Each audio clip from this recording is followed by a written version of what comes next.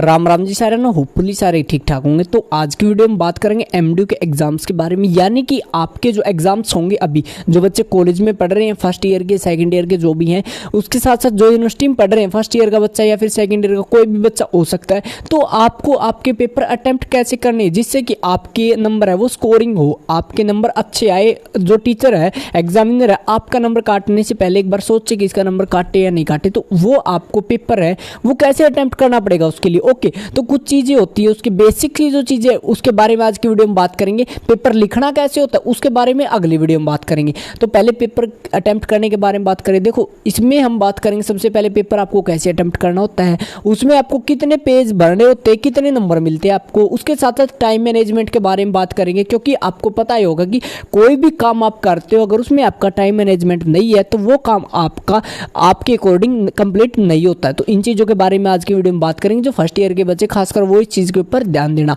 तो सबसे पहले बात करते हैं आपकी कि आपको पेपर में कितने पेज भरने, यानी कि पेपर अटेम्प्ट करने के कितने पेज भरने पे आपको कितने नंबर मिलेंगे। तो ये आपका हर सब्जेक्ट का अलग अलग होता है। जैसे आपका पहली चीज़ तो मैं एक डाउट क्लियर कर देता हूँ कि न्यूमेरिकल होते हैं जहाँ पे वहाँ पे आपके एक पेज भी भर सकता, दो पेज भी भर सकता, चार पेज भी भर सकते हैं 2 नंबर का क्वेश्चन के लिए। और सेम चीज़ है कि आपका 5 नंबर का जो पर्सन है वो एक पेज पे भी आ जाता। ओके, तो जो थ्योरेटिकल पेपर है उनके बारे में आज की वीडियो में बात करेंगे। तो सबसे पहले बात करते हैं हिंदी और इंग्लिश का जो पेपर होता है उसके बारे में, क्योंकि हिंदी और इंग्लिश के जो पेपर होते हैं वो आपके थोड़े से शॉर्ट होते हैं, थोड़े से जल्दी आपके कंप्लीट हो जाते हैं। जो और हो गए आपके जैसे हिस्ट्री, पॉलिटिकल, ज्योग्राफी है, उसके बाद आपका पब्लिक एडमिनिस्ट्रेशन वगैरह जो भी सब्जेक्ट हो गए, इनके पेपर है वो थोड़े से लेंथी होते हैं। क्योंकि यहाँ पे आपका क्या है कि 16 नंबर के पर्सन आते हैं, उनमें बच्चों को पता नहीं होता कितने करें। ओके, तो सबसे पहले हिंदी इंग्लिश की बात करते हैं। तो हिंदी इंग्लिश में क्या होता है कि आपके पेपर होते 2 नंबर का क्वेश्चन आता है, 4 नंबर का आता है, 8 नंबर का आता है, इससे ज़्यादा क्वेश्चन नहीं आता है। तो जो आपका 2 नंबर का क्वेश्चन आता है उसमें आपको हाफ पेज भरना है। ओके, तो हाफ पेज कैसे भरना होता है, जैसे आपकी जो सीट होती है ना उसमें आपको क्या है कि एक साइड में 8 लाइन होती है ना, 8 लाइन तक का अगर आप कर दोगे, ओके सीधी सी समझाता हूं मैं आपको कि 8 लाइन या 10 लाइन आप एक 2 नंबर का क्वेश्चन में कर दोगे तो हिंदी में आपका इजी रहेगा। ओके, वैसे इंग्लिश में आपको 2 नंबर का जो क्वेश्चन करना है उसमें आपको 6 या फिर 7 लाइन कर सकते हो आराम से। 6-7 लाइन में आपको 2 नंबर का क्वेश्चन है वो बढ़िया तरीके से आप एक्सप्लेन कर सकते हो।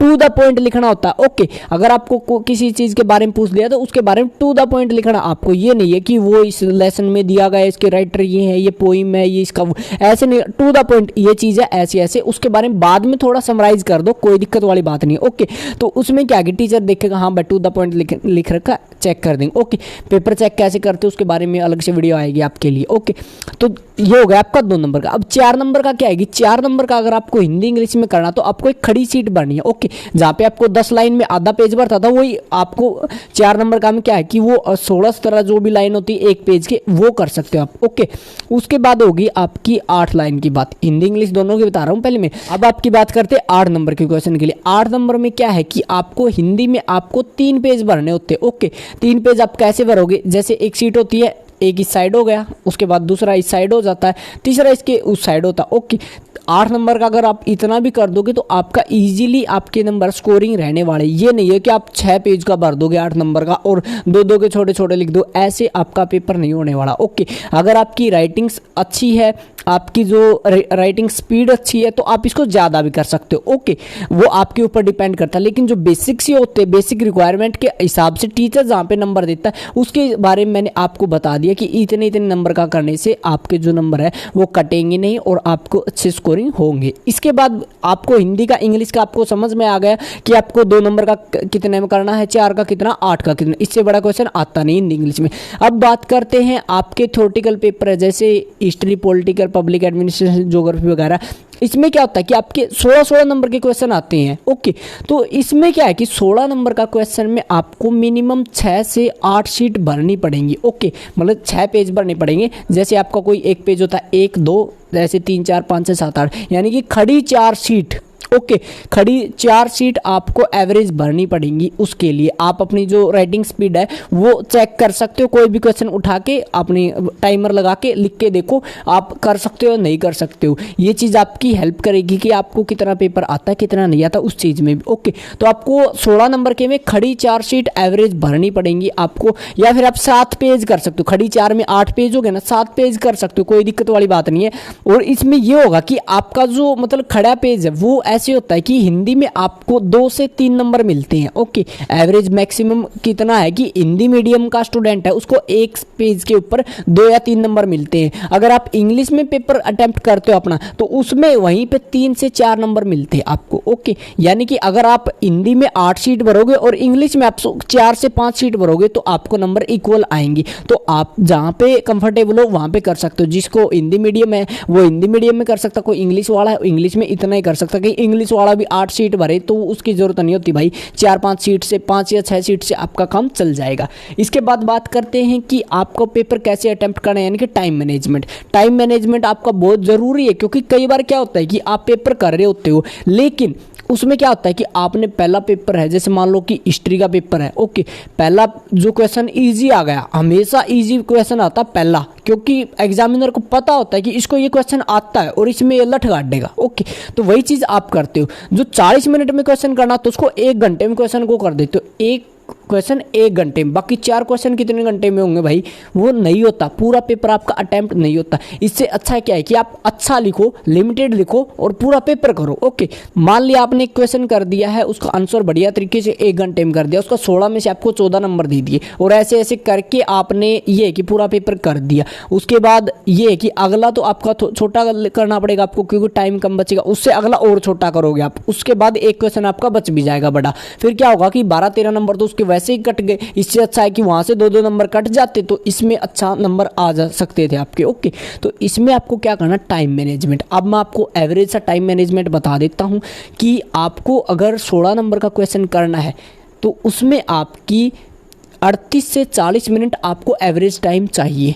ओके, आपको अब करना कैसे, क्या करना है, तो देखो स्टार्टिंग में आपको समरी लिखनी है 1 पेज पे, मिनिमम 1 पेज पे आपको समरी लिखनी है। उसके बाद आपको उसके पॉइंट लिखने, पॉइंट आपको हिस्ट्री, पॉलिटिकल, ज्योग्राफी हर किसी में लिखने होते, पब्लिक एड वगैरह में, तो आपको पॉइंट टू पॉइंट लिखने। उसके बाद आपको टाइम देखना है कि हाँ भाई जब आपकी 34-35 मिनट होती रहे ना तो उसके बाद आपको क्या करना है कि उस क्वेश्चन की जो आंसर लिख रहे हो उसकी एंडिंग स्टार्ट कर देनी है आपको, यानी कि जो आपका कंक्लूजन यानी कि निष्कर्ष होता है ना उसकी तरफ आपको जाना स्टार्ट कर देना और उसके बाद आपको क्वेश्चन खत्म कर देना। ऐसे अगर आप टाइम टू टाइम सारे के सारे क्वेश्चन अच्छे से, जहां पे आपको मान लो कि 16 नंबर का क्वेश्चन में आपको 14 नंबर आ जाने थे बढ़िया करने पे, लेकिन वहां पे आपको 12-12 नंबर 4 में आ गए तो वो बेटर रहेगा एक क्वेश्चन छोड़ने से अच्छा है। ओके, तो आपको ये चीजें करनी है। उसके बाद आपको क्या है कि पीछे जो आपके बच जाएंगे 2-2 नंबर के बचेंगे या फिर 4-4 नंबर के बचेंगे, कई बार 2-2 नंबर के आते 5 यूनिट में, कई बार 4-4 के।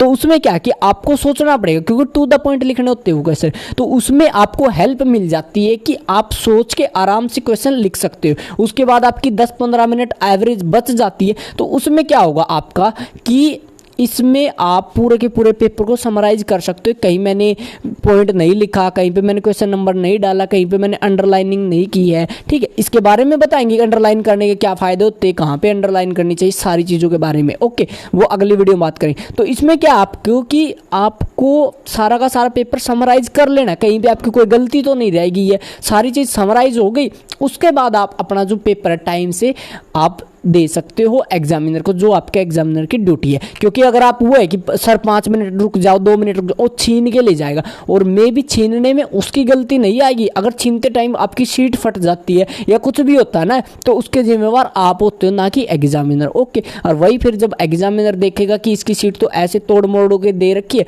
तो उसका पेपर चेक करने का मन भी नहीं करेगा, ऐसे ऐसे नंबर दे के एक साइड करेगा आपको। ओके, तो अपना आराम से बढ़िया तरीके से पेपर करना है। मैंने आपको टाइम मैनेजमेंट के बारे में बता दी कैसे करना है, आपको कितने पेज पे लिखने से आपको कितने नंबर मिलते हैं वो चीज़ आपको बता दी है। तो आज की वीडियो में मैं भी सारी चीज़ समझ में आ गई हूँ, आपको कितने पेज करने हैं, कितना आपको टाइम लगाना। ओके, सो अगर आपको और भी किसी टॉपिक के ऊपर वीडियो चाहिए तो आप नीचे कमेंट कर सकते हो। बाकी हम आपके लिए एग्जाम से रिलेटेड सारी की सारी वीडियो अपलोड करते रहेंगे, डेली एक वीडियो आती रहेगी, टेंशन ना इस चीज़ की। बाकी चैनल को सब्सक्राइब कर दो, वीडियो को ज़्यादा से ज़्यादा शेयर किया किया करो ताकि आपके फ्रेंड्स वगैरह को भी इस चीज़ में हेल्प मिले। अगर आपको हमारी वीडियो हेल्पफुल लगती है तो आप नीचे एक प्यारा सा कमेंट कर सकते हो, मे बी अगली वीडियो में आपका कमेंट को पिक कर ले। सो आज की वीडियो में इतना ही, मिलते हैं जल्दी ही नई वीडियो लेकर, तब तक के लिए राम राम।